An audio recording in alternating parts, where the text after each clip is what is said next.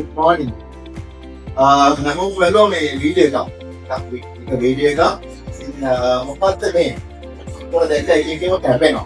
Campaign nam kita campaign kita level logo like my video. Mopat me kilo kan kita na. Tamai ogal daikte CO2 laser. This CO2 laser machine ni apne benama takshan. Laser technology gatto. ප්‍රධානම සහ top සාමාන්‍ය තාක්ෂණයක් තමයි මේ CO2 laser කියන්නේ. ඉතින් CO2 laser machine එකක් නම් ගොඩක් අය දැකලා ඇති. ඉතින් මේ තාක්ෂණයකට CO2 පයිප් එක අයෝල් මේක විදියට ඒ පැටි වලට දිනු වෙලා තියෙනවා. ඉතින් ඔයගොල්ලෝ දැක්කේ CO2 ලේසර් කියන මැෂින් එකක් තමයි දැක්කේ. ඉතින් CO2 ලේසර් ගත්තොත් ඒක ඉතින් ඔයගොල්ලන්ට අනුසාර ලොකු මැටීරියල් රේන්ජ් එකක් තියෙනවා. ගත්තොත් එහෙම ඔයගොල්ලෝ ඉතින්ලා පාවිච්චි ගොඩක් දේවල් වලට මේ CO2 laser machine පාවිච්චි කරන්න පුළුවන්. ඉතින් leather, rexy, fabric, අපිට ගත්තොත් එහෙම wood වර්ග, MDF, plywood මේ වගේ විවිධාකාර metal තෝරන්නත් සහ ඇතිවලට යන්න පුළුවන් මේකේ පොඩි additional level එකක් එකතු කරලා. උදාහරණයක් විදිහට අපිට පුළුවන් සියයට කරලා මේකේ metal කරනවා තියන්න පුළුවන්. හැබැයි මේ ටෙක්නොලොජි එකට වෙනත් ටෙක්නොලොජි එකක් ඇවිල්ලා තියෙනවා fiber lasers කියලා. මේ CO2 laser වල ඔයගොල්ලෝ දකින්න මෙතන මැෂින් එකක් තියෙනවා. මේ තමයි CO2 laser. මේ මැෂින් එකට CO2 laser ගන්න හේතුව තමයි මේ ඊපස්සේ තියෙනවා tube එකක්. මේ tube එකේ තියෙන්නේ ප්‍රධාන වායු වික CO2 තමයි ප්‍රධාන විදිහට දෙන්නේ. මේක මැෂින් එකෙන් පුළුවන් අපි හදන ලයිට් ආර්ට් එකක්. එහෙම නැත්නම් වෙන්ට ආර්ට් එකක් අපිට පුළුවන් මේ මැෂින් එකෙන් කට් කරන්න. එහෙම නැත්නම් engraving එක කියන්නේ. engraving එක කියන්නේ මොකක්ද? engraving එක ගත්තොත් එහෙම අපි නම ලයින් එක වගේ හදන එක තමයි අපි engraving එකක් කියලා කියන්නේ. ඉතින් පුතේ මැෂින් එක ගත්තොත් එහෙම ඔයාලට ඒක බලන්න පුළුවන්. මේ මැෂින් වල තියෙන විවිධත්වයන් තියෙනවා. සාමාන්‍ය ටේබල් টොප් එකේ ඉඳලා ඉන්ඩස්ට්‍රියල් ටෙලින් මැෂින් එකක් තියෙනවා. සාමාන්‍ය අඩි 8යි 4 කට ලොකු මැෂින් එකක්. CO2 laser machine තියෙනවා. ටීප්ස් එකක් ගත්තොත් එහෙම මේකේ power range එක සාමාන්‍යයෙන් තියෙනවා. watt 20 ඉඳලා watt 200 ගාන එකක් ගන්න පුළුවන්. සමහර මැෂින් තියෙනවා watt 200 එකතු කරලා watt 600 එකක් අතර සමහර මැෂින්ස් තියෙනවා. ඉතින් මේ මැෂින්ස් ගත්තොත් එහෙම ඉන්ඩස්ට්‍රියට අත්‍යවශ්‍යම මැෂින් වර්ගයක්. CO2 වර්ගය ගත්තොත් එහෙම මම කලින් වගේ මැටීරියල් ස්ට්‍රෙන්ත් එක පොඩ්ඩක් කවර් කරනවා. ඉතින් සමහර මැෂින් තියෙනවා මේ මැෂින් වලින් ගන්න පුළුවන් එක්තරා සර්න් මැටීරියල්ස් එකක් විතරයි. හැබැයි මේ CO2 laser එක ගත්තොත් එහෙම ඔයගොල්ලන් මම කලින් කිව්වා වගේ මේ අවතපන් රේන්ජ් එක වැඩි නිසා බිස්නස් ඔපචුනිටිස් සෑහෙන තියෙනවා. ඉතින් ගත්තොත් එහෙම ලංකාවලත් අපි ලංකාව ගොඩක් වෙලාට ෆුඩ් ඉන්ඩස්ට්‍රි එක එතකොට හැන්ඩ්ලූම් එතකොට ගාමන්ට් ඉන්ඩස්ට්‍රි එක මේ හැම දෙයකම ලංකාව ගොඩක් ප්‍රසිද්ධ තමයි. ඉතින් මේ වලට ගත්තොත් අනෙක් ප්‍රොපිස් එකෙන් ෆැබ්‍රික් එකම කට් කරන්නේ අඳුරු වලින් ඉන්න මැෂින්ස් වලින් තමයි බාජේ වල කට් කරන්නේ. ඉතින් ආර්ට් එකක් හදාන්න උදාහරණයක් විදිහට ෆැබ්‍රික් එක ඩිසයින් එකක් කට් කරන්න සෑහෙන අමාරුයි. හැබැයි මේ වගේ CO2 මැෂින් එකකින් එසිසියෙන් පහසුවෙන් කරන්න පුළුවන්.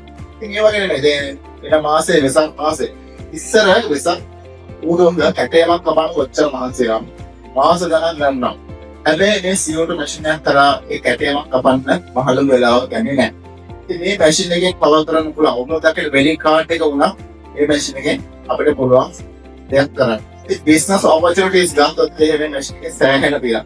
ටෙක්නොලොජි එක විතර පරණයි. හැබැයි සෑහෙන ඉස්සරහට තාමත් මේ ටෙක්නොලොජි කන්ටිනියු වෙනවා.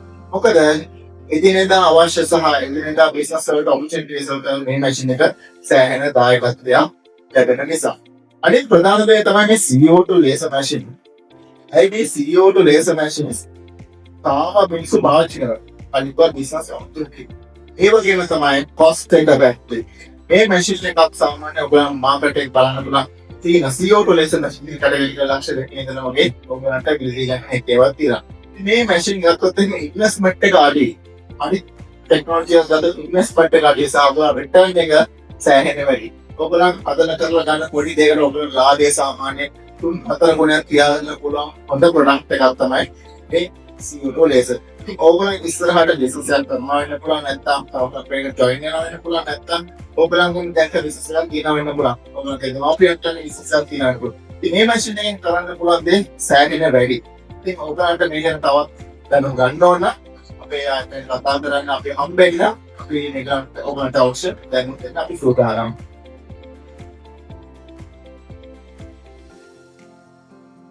හොඳයි බොහොමත්ම ස්තුතියි අසුරු.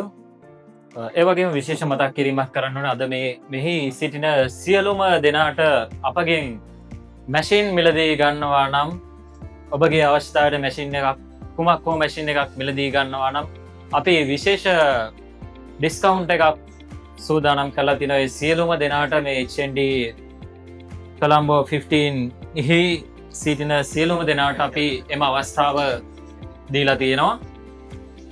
ඉතින් ඒ වගේම යසිරු කිව්වා වගේ මේක මේ මැෂින් එක මොකක්ද කියලා දැනගත්තට බෑ අපිට වෙනස්ම විදියට හිතන්න පුළුවන් නම් හුඟා ප්‍රයෝජනයක් ගන්න පුළුවන් මැෂින් එකක් තමයි මේ CO2 කියන්නේ. මේකට අවශ්‍ය වෙන්නේ out of the box හිතන්නයි. රැකියා අවස්ථා හුඟක් තියෙනවා. ඉතින් ඒකට අවශ්‍ය ප්‍රධානම දේ තමයි වෙනස්ම විදියට හිතන කෙනෙක් නම් ඔබට පුළුවන් ලොකු ගමනක් යන්න මේ වගේ මැෂින් එකක් පාවිච්චි කරලා. ඉතින් අද ඉඳන් ඕගොල්ලෝ හොඳට හිතලා බලන්න අපි මොන වගේ බිස්නස් එකක් කරන්නද මොන වගේ දෙයක් සඳහාද අපි මේක උපයෝගී කරගන්නේ කියලා හොයලා බලන්න.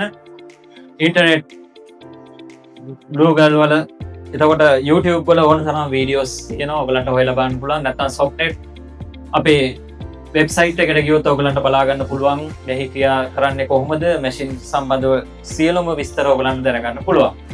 ඊළඟට අපි තවත් අධීරයකට තමයි මේ යන්නේ. ඊළඟට අපි ඔයගලන්ට හඳුන්වලා දෙන්න යන්නේ ෆයිබර් ලේසර් මැෂින් සම්බන්ධව තමයි අපි ඊළඟට කතා කරන්න යන්නේ. ඉතින් ඒ සම්බන්ධ විශේෂ දැනුමක් තියෙන පුද්ගලයෙක්ම ඒ සම්බන්ධව කතා කරන්න ඕනේ. ඉතින් ඒක නිසා සීනියර් ටෙක්නීෂියන් දමේෂ් මා ඉතා ගෞරවයෙන් ආරාධනා කර සිටිනවා.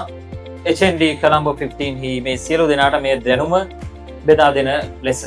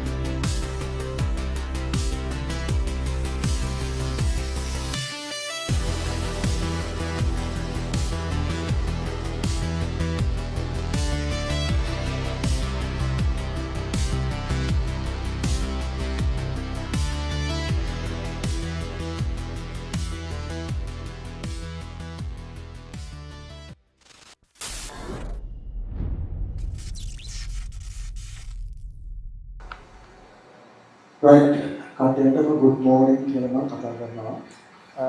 ඔයගොල්ලන්ට ඉස්සෙල්ලා කතා කරා අපි CO2 ලේසර් සම්බන්ධව. CO2 ලේසර් කියන්නේ මොකක්ද? මොකක්ද එකෙන් වෙන්නේ? කොහොමද පාවිච්චි කරන්නේ? මොන දේවල් වලට ඒක යූස් කරන්නේ කියලා මිස්ටර් යසුරු ඔයගොල්ලන්ට පැහැදිලි කරා මම හිතන්නේ. එතනින් එහාට යනකොට දේවල් තියෙන ගොඩක් කතා කරා. ලේසර් ගත්තොත් එහෙම ටෙක්නොලොජි එක දැන් ඔයගොල්ලෝ ඉස්සර කතා කරාට වඩා දැන් ටෙක්නොලොජි ගොඩක් උඩින් තියෙනවා. ඔයගොල්ලෝ ඉලෙක්ට්‍රොනික සම්බන්ධ ඉගෙන ගන්න ස්ටුඩන්ට්ස්ලා විදියට ගත්තොත් එහෙම ගොඩක් දේවල් තියෙනවා ඉගෙන ගන්න. ඔයගොල්ලෝ දකින්න නැති මෙතන වීඩියෝ එකක යකඩ ෂීට් කැපෙන විදිය.